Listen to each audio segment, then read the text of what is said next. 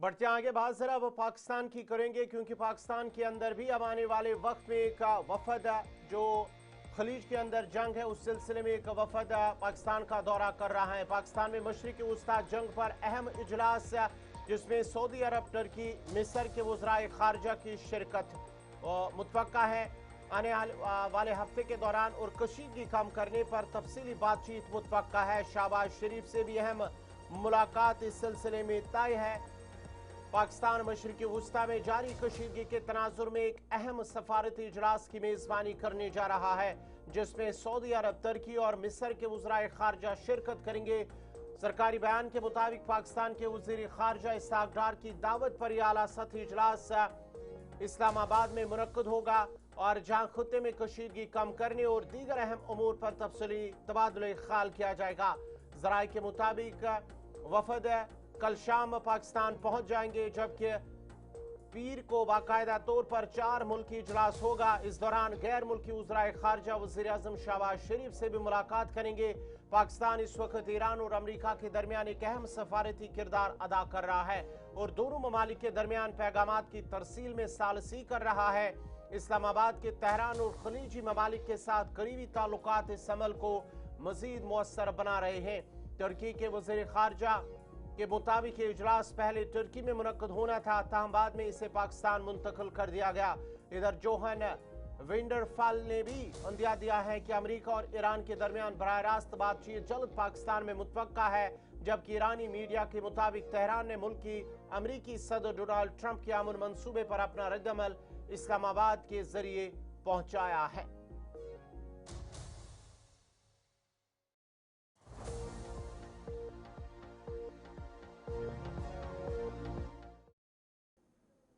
पाकिस्तान की जहां बात हो रही है तो पाकिस्तान के वज़ीर आज़म शहबाज शरीफ का अब ईरानी सदर से टेलीफोनिक राब्ता हुआ है। पाकिस्तान ने इजरायली हमलों की शदीद मजम्मत की है, ईरान से यकजहती का इजहार किया है और अमन के लिए सफारती कोशिशें तेज करने की यकीन दहानी भी की गई है। पाकिस्तान के वज़ीर आज़म शहबाज शरीफ ने ईरान के सदर के साथ एक तवील टेलीफोनिक राब्ते पर बातचीत की है, जिसमें खत्ते की बिगड़ती हुई सूरत हाल पर तफसीली तबादला ख्याल किया गया है। सरकारी बयान के मुताबिक 1 घंटे से ज्यादा जारी रहने वाली इस गुफ्तगू में वज़ीर आज़म शहबाज शरीफ ने ईरान पर जारी इजरायली हमलों, खास तौर पर शहरी तनसीबात को निशाना बनाने की सख्त अल्फाज में मजम्मत की है। उन्होंने ईरानी अवाम से यकजहती का इजहार करते हुए जानी नुकसान पर गहरे दुख और अफसोस का इजहार भी किया है। वज़ीर आज़म शहबाज शरीफ ने जख्मियों की जल्द सेहतयाबी के लिए दुआ की और तनाज़े के बायस होने वाली नकल मकानी पर तशवीश जाहिर की है। उन्होंने इस बात का यादा किया कि पाकिस्तान खुत्ते में अमन इस्तेहकाम के लिए हमेशा मजबूत किरदार अदा करता रहेगा। गुफ्तगू के दौरान शहबाज शरीफ ने ईरान के सदर की जानिब से पाकिस्तान की सफारती कोशिशों के एतराफ़ पर शुक्रिया अदा किया और बताया कि पाकिस्तान अमरीका और खलीजी और इस्लामी ममालिक के साथ मुसलसल राब्ते में है, ताकि कशीदगी में कमी लाई जा सके और मसले का पुरअमन हल तलाश किया जा सके। ये पेशरफ्त ऐसे वक्त में सामने आई है जब मशरिकी वस्ता में कशीदगी में इजाफा हो रहा है और पाकिस्तान ने एक बार फिर वाज़ेह किया है कि मुज़ाकरात और सफारतकारी ही इस बहरान का वाहिद हल है।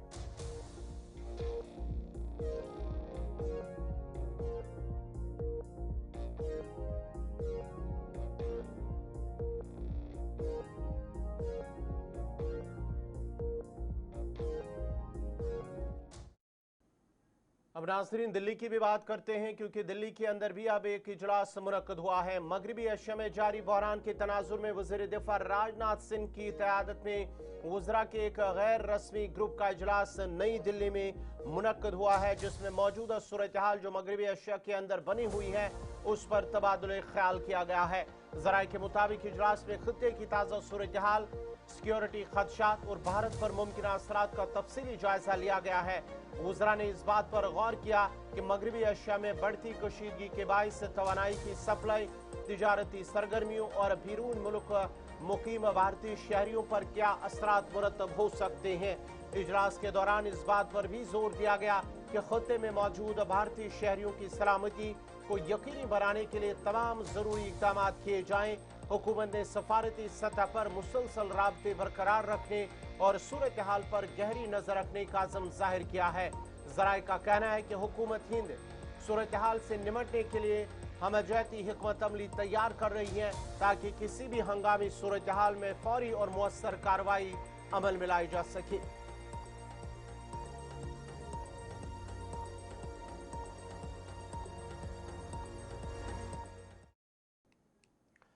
अब जरा बढ़ते हैं आगे। बात सिर्फ श्रीनगर एयरपोर्ट की करें क्योंकि श्रीनगर एयरपोर्ट पर रनवे की मरम्मत अब इस सिलसिले में परवाजों के औकात जो है वो महदूद कर दिए गए हैं। 6 अप्रैल यानी कि अगले माह की 6 तारीख से 31 जुलाई तक जो फ्लाइट ऑपरेशन है वो मुतासर होगा और मुसाफिरों को पेश की मनसूबाबंदी का मशवरा भी दिया गया है। श्रीनगर एयरपोर्ट पर रनवे की अपग्रेडेशन और मरम्मत के काम के बायस फिजाई ऑपरेशन शदीद मुतासर होने जा रहे हैं और हुकाम के मुताबिक 6 अप्रैल से एयरपोर्ट पर परवाजों के औकातकार महदूद कर दिए जाएंगे और सिर्फ दिन के वक्त ही फ्लाइट्स की आमद रफ्त मुमकिन होगी। ये पाबंदियां 31 जुलाई तक जारी रहेंगी जिसके दौरान एयरलाइंस को अपनी परवाजों के शेड्यूल में तब्दीलियां करनी होगी। जराए के मुताबिक रोजाना चलने वाली तकरीबन 60 परवाजें इस फैसले से मुतासिर होंगी जिससे मुसाफिरों को मुश्किलात का सामना करना पड़ सकता है। हुकाम ने मुसाफिरों को मशवरा दिया है कि वो सफर से कबल अपनी परवाजों की ताज़ा तरीन मालूमात हासिल करें और पेश की मनसूबाबंदी करें। रनवे की अपग्रेडेशन को हवाई सफर के मय्यार और हिफाजत को बेहतर बनाने के लिए जरूरी करार दिया जा रहा है।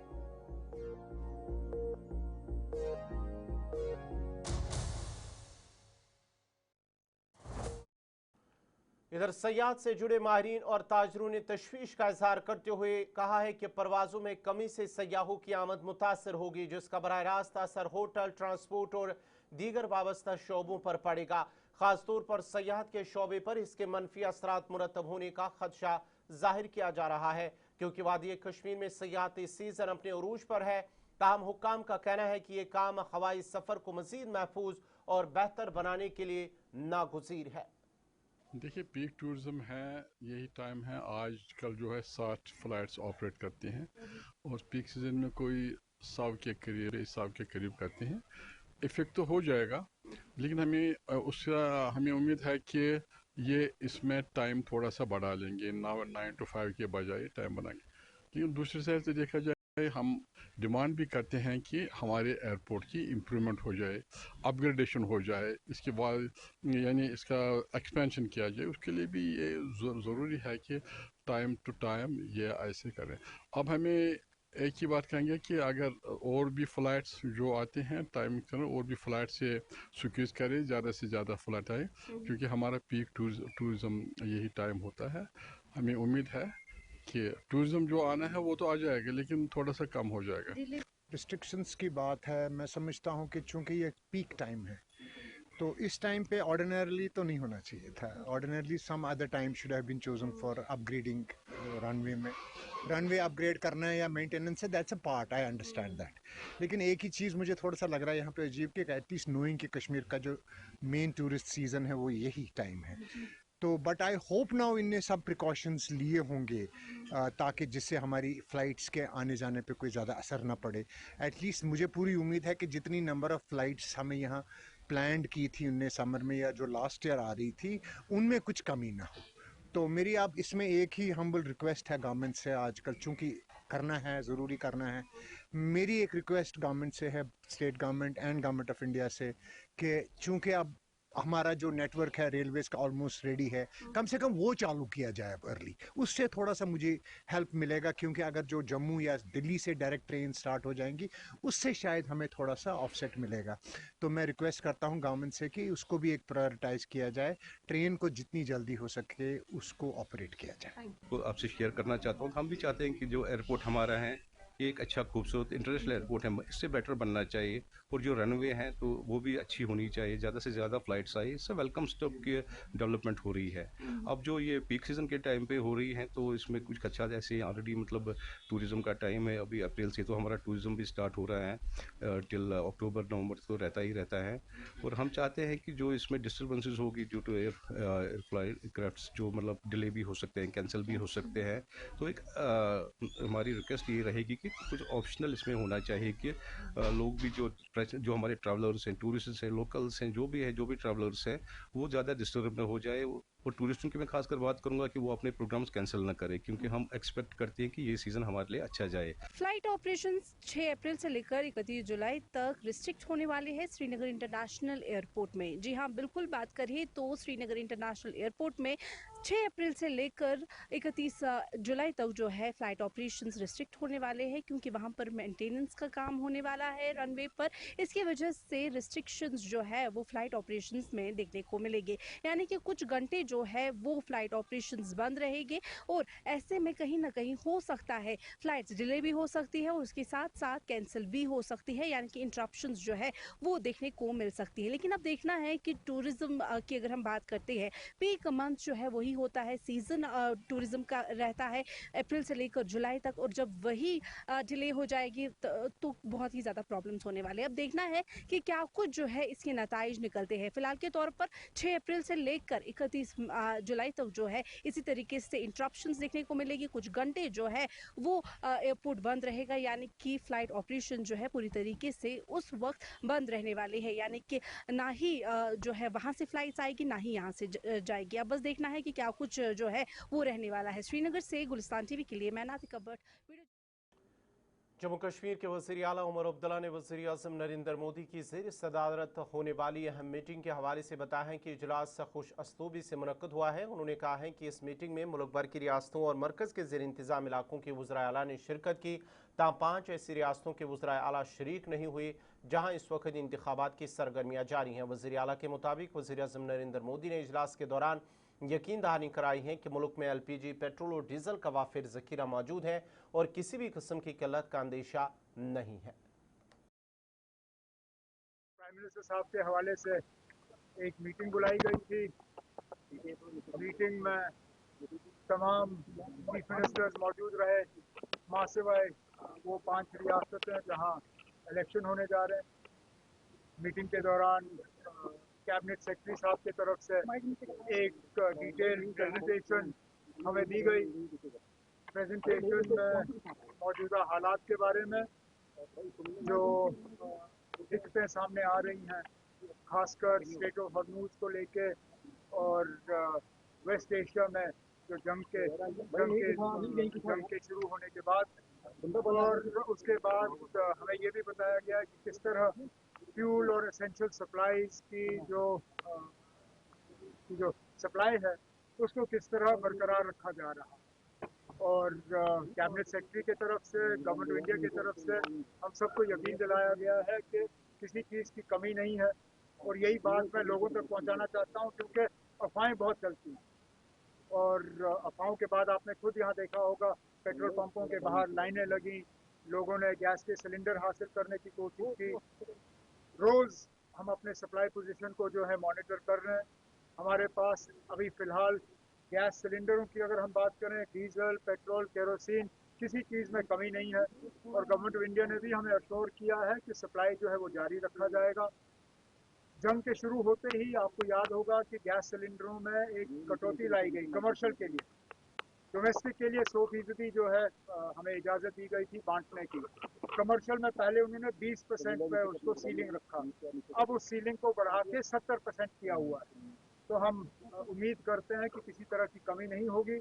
उसके साथ साथ प्राइम मिनिस्टर ने हमें याद दिलाया कि किस तरह पूरा मुल्क एक साथ होकर हमने कोरोना का मुकाबला किया। उन्होंने बार बार टीम इंडिया का जिक्र किया कि पूरा मुल्क जो है वो एक साथ आया और कोविड का हमने मुकाबला किया। इसी तरह पूरा मुल्क एक साथ आके हम इन हालात का भी राजौरी में जल शक्ति महकमे की जानिब से पानी की किराया अदा न करने वालों के खिलाफ आज सख्त कार्रवाई अमल में लाई गई है। कार्रवाई के दौरान राजौरी में मुतअद्दिद दुकानों के पानी के कनेक्शन मुनक़ता कर दिए गए हैं, जबकि एक सरकारी दफ्तर का कनेक्शन भी काट दिया गया है। महकमे के मुताबिक ये इकदाम नातहंदगान के खिलाफ मुहिम के तहत उठाया गया है और आइंदा भी बिल अदा न करने वालों के खिलाफ इसी तरह की कार्रवाइयाँ जारी रहेंगी।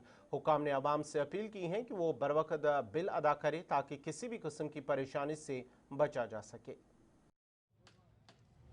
हम निकले थे, ये स्पेशल ड्राइव चला रहे हैं। ये जो आज हम टारगेट कर रहे हैं जो कमर्शियल कनेक्शन है, जो प्राइवेट कनेक्शन रहते हैं लोगों के कमर्शियल पर्पस के लिए, और इनको पिछले 3 महीने से हम लोग रिपीटेडली नोटिस वगैरह दे रहे थे और कुछ लोगों ने तो बॉदर किया उसको और ऑफिस में आके अपना जो वाटर यूजेज चार्जेस थे वो डिपॉजिट किए, लेकिन मेजॉरिटी ऑफ देम जिन्होंने ये बॉदर ही नहीं किया और उनको बार बार रिक्वेस्ट करने के बावजूद भी उन्होंने जो है अपना ये वाटर टैक्स नहीं भरा।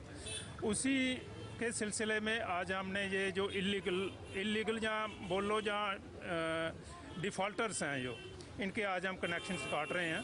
अभी एक गवर्नमेंट ऑफिस का भी हमने कनेक्शन काटा है जवाहर नगर में, और हमें ऊपर से गवर्नमेंट की तरफ से इंस्ट्रक्शंस हैं, डिफ़ॉल्टर कोई भी होगा उसके स्पेयर नहीं किया जाएगा। सिर्फ उन्होंने एग्जैम्प्ट किया है हॉस्पिटल्स को, उसके अलावा कोई भी डिफ़ॉल्टर होगा, चाहे गवर्नमेंट ऑफिस है, डोमेस्टिक कनेक्शन है, चाहे कमर्शियल माध्यम से, मैं सभी आया है इमीडिएटली उसको। कितने ऐसे सरकारी दफ्तर होंगे जहाँ वो नहीं है, ट्राई तो कर रहे हैं लेकिन वो उनको और अच्छे तरीके से ट्राई करनी पड़ेगी। अब देख रहे हैं 1 लाख कुछ इसका बकाया है, तो उससे इशू आ रहा है, तो हमारे ऑफिस आके वो अपना वाटर यूजेज चार्जेस दे सकते हैं लोग हैं जिन्होंने, और उसका भी हमने डाटा कलेक्ट कर लिया है। वेरी शॉर्टली मार्च में थोड़ा मेन लाइन पे जो कनेक्शन है। सर आपकी तरफ से कहा गया था कि जिन लोगों ने प्राइवेट जो है वो हैंडपम्प निकाले हैं उनको भी किराया अदा करना पड़ेगा। हाँ, ये हमारे से क्या है, ये आपने अच्छी बात पूछी है। देखिए, वादिया कश्मीर के मुख्तलिफ अजला में मौसम बहार शुरू होते ही बागबानी के हवाले से ज़मींदार अपने अपने खेतों में सब्ज़ी या दीगर काम शुरू करते हैं। सोपोर के आरामपुरा इलाके में साल भर ज़मींदार लोग सब्ज़ी का काम करते रहे हैं और इस इलाके से सब्ज़ी वादी के मुख्तलिफ अजला में सप्लाई की जाती हैं और यहाँ का किसान अपनी रोज़ी रोटी कमाता है। दरअसल आरामपुरा सोपोर में गुज़िश्ता बरसों से किसान लोग सब्ज़ी उगाते और कम से कम 2 या 3 हज़ार लोग इस काम के साथ जुड़े हुए हैं और हर किस्म की सब्ज़ी उगाते हैं। मकामी किसानों ने कहा कि सारमपुरा को वेजिटेबल विलेज के नाम से भी जाना जाता है, लेकिन गुज़िश्ता कुछ सालों से किसानों को मुश्किलात पेश आ रही हैं क्योंकि मुतल्लिका महकमे की जानिब से उन्हें कोई मदद फराहम नहीं की जा रही है। The district agriculture officer Baramulla Inderpal Singh ने कहा कि वो लगातार किसानों को बेदार प्रोग्राम में उन्हें जानकारी फराहम कर रहे हैं और जदीद तरीन टेक्नोलॉजी और इसके अलावा जो भी मुख्तलिफ स्कीम्स हैं उनके हवाले से भी उन्हें आगाह किया जा रहा है। तकरीबन तो पे हर कह बेल वनस अन दुकानों पे हाई रेटस पे तो एग्रीकल्चर डिपार्टमेंट अत जा मतलब मावनस करान या कह चीज रामपुर बोड़ वसी इलाका करीब करीब 500 चूल्ह तम ये पे डिपेंड लुक मजूरी गसान कि पन्नस जमीन मज बहस मजूरी करान कि वह हासिलात कि तमिक गोडनुक मकसद कि ब्योल मिलान सही ब्योल की मेरी ब्योल। लेकिन यहाँ पे सबसे बड़ी प्रॉब्लम ये है कि हमें अवेलेबल मंडी नहीं है।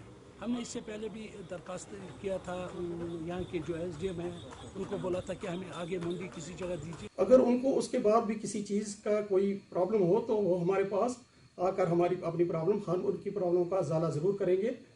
तो देखिए हमारे पास अभी पोटैटो सीड था, अवेलेबल था, बहुत सारे लोगों ने लिया। उसके बाद अब पैडी आ रहा है, अलग अलग डिफरेंट वैरायटीज़ की आ रही हैं और हाई यील्डिंग वैरायटीज़ आ रही हैं और उनका फ़ायदा फार्मर्स को ज़रूर चाहिए क्योंकि ये सीड्स जो है बहुत। नाज़रीन, फिलहाल न्यूज़ 86 से मेरे साथ इतना ही। आप गुलिस्तान न्यूज़ देखते रहिए। गुलिस्तान न्यूज़ पर खबरों, तज़्किया और तबसरों का सिलसिला जारी रहेगा। मुझे दीजिए इजाज़त। अल्लाह हाफ़िज़।